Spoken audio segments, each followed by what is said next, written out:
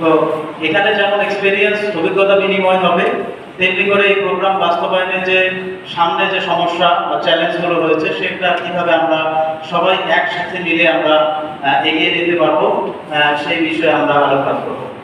এই প্রোগ্রামের যদিও প্রেজেন্টেশন আমরা পরে দিব, তাছাড়াও আমি জাস্ট একটা বিষয়ে একটু দৃষ্টি আকর্ষণ করবো, সেটা হচ্ছে এই প্রোগ্রামে কিন্তু আমাদের কৃষি কার্ড ধরা আছে। তো এই প্রোগ্রামের মাধ্যমে আমরা কিন্তু কৃষকের কৃষি কার্ডগুলো শুরু করব।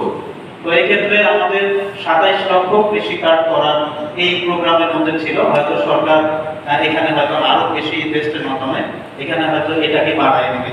তো সেক্ষেত্রে আমরা এই প্রকল্পের কৃষি কার্ড করার যে কার্যক্রম অলরেডি কিছু জেলায় শুরু হয়েছে, আমাদের জেলাতেও আমাদের উপজেলাগুলোতেও পরবর্তীতে হয়তো শুরু হবে।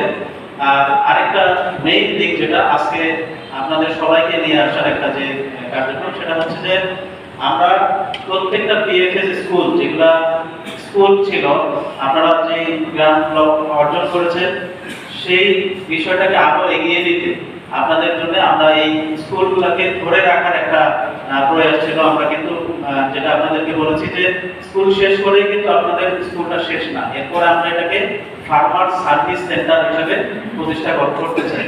তো ফার্মার সার্ভিস সেন্টারের নানাবিধ কার্যক্রম, এটা কিভাবে রেজিস্ট্রেশন